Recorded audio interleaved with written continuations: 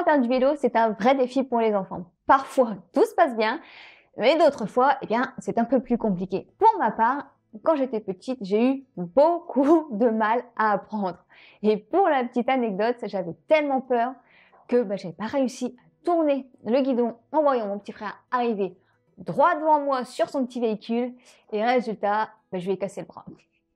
Alors, pour éviter d'en arriver là, je vais te partager ici les étapes que j'utilise avec mon fils pour apprendre à faire du vélo progressivement et en douceur. Mais juste avant, tu peux télécharger mon planning des routines matinales. Si tu en as marre de répéter « dépêche-toi, habille-toi, mets tes chaussures » et que chaque matin tourne en marathon stressant, alors ce planning, il est fait vraiment pour toi. Il va t'aider à structurer la routine de ton enfant, à lui donner des repères clairs pour qu'il sache exactement quoi faire et dans quel ordre, sans que tu sois toujours derrière lui. Résultat, moins de crise, moins de stress et plus de sérénité pour bien démarrer la journée. Je te laisse le télécharger gratuitement en cliquant sur le lien qui est en description. Bonjour et bienvenue sur ma chaîne Chère Mamounette. Ici, je te partage des astuces pour simplifier ton quotidien de maman, alléger ta charge mentale et créer des relations plus harmonieuses avec tes enfants, tout ça dans la bonne humeur et la simplicité. Aujourd'hui, nous allons voir comment apprendre à faire du vélo à notre enfant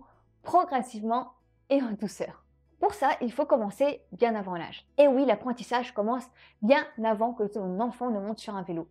Dès qu'il sait marcher, soit en général entre 12 et 18 mois, tu peux lui proposer une draisienne. La draisienne, c'est fantastique. Au début, ton enfant ira tout doucement. Puis, il apprendra à prendre confiance et commencera à aller de plus en plus vite. Mon fils a eu sa draisienne très tôt, il a 4 ans et demi et il l'utilise toujours.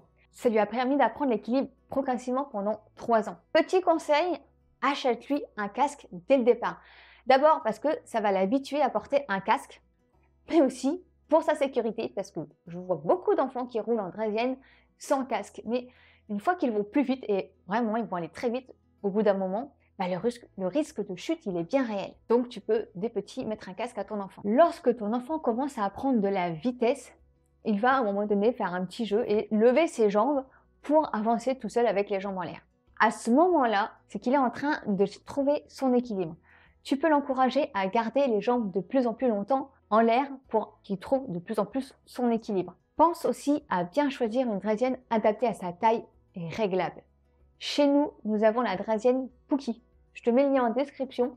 Elle est de très très bonne qualité. Mon fils l'utilise depuis 3 ans pour accompagner son frère à l'école tous les jours et elle n'a pas bougé. Elle est franchement parfaite. Il existe, je sais, des modèles avec frein ou sans frein. Nous avons choisi celle sans frein, mais à y réfléchir, peut-être que je prendrai maintenant une avec frein parce que vraiment, quand ils la maîtrisent bien, ils peuvent aller très vite. Une chose très très importante à ne surtout pas faire, c'est de mettre les roulettes. Ne mets pas les roulettes sur le vélo de ton enfant. Idéalement, il ne doit même pas savoir qu'elles existent.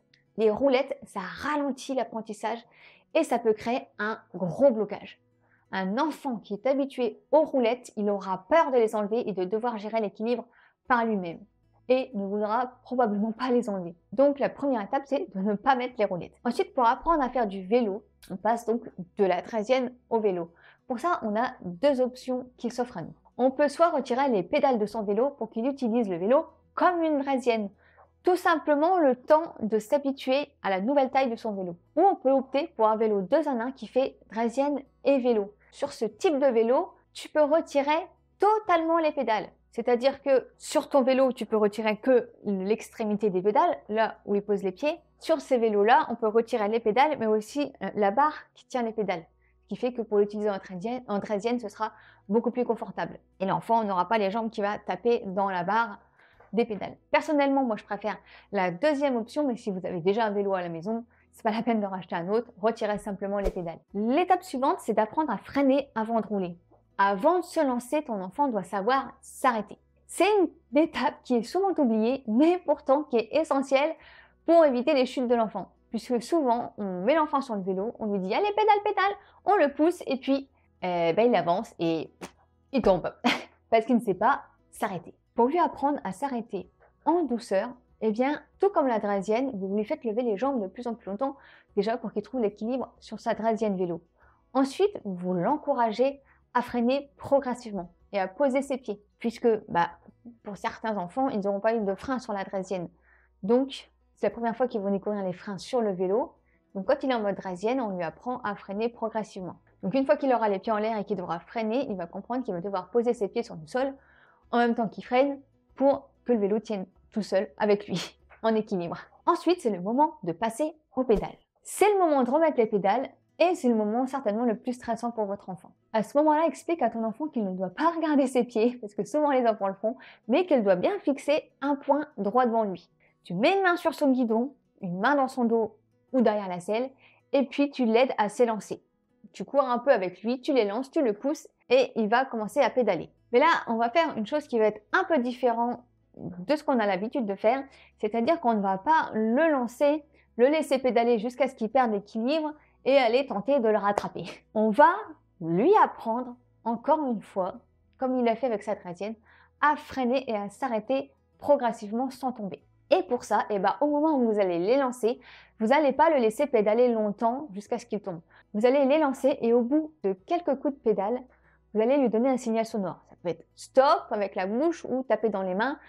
Bref, un signal pour qu'il comprenne qu'il faut qu'il freine et il s'arrête par lui-même. Et ce que tu vas faire, c'est que tu vas le laisser faire ça de plus en plus longtemps. C'est-à-dire qu'il va pédaler un tout petit peu et qu'à ton signal, il va s'arrêter. Et puis tu vas le laisser pédaler encore un tout petit peu plus et à ton signal s'arrêter. Et encore un petit peu plus longtemps et à ton signal s'arrêter. Jusqu'à ce que tu vois qu'il maîtrise totalement le fait de s'arrêter sans tomber. Et au bout d'un moment, il va s'élancer vraiment très loin et arriver à s'arrêter tout seul.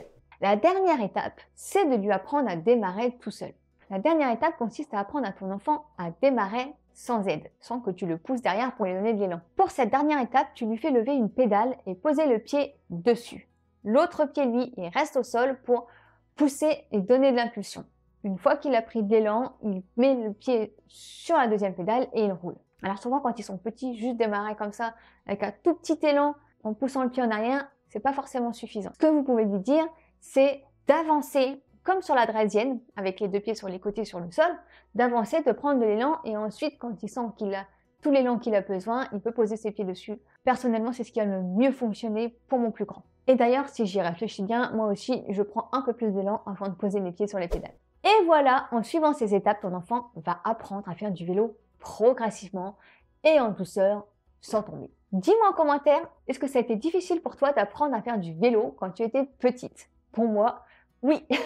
Si cette vidéo t'a été utile, pense à la liker, à la partager avec d'autres mamounettes et bien sûr à t'abonner juste ici pour ne rien manquer de mes prochaines vidéos. Et si tu veux voir une autre de mes vidéos, eh bien c'est juste là, tu peux cliquer. Allez, vas-y.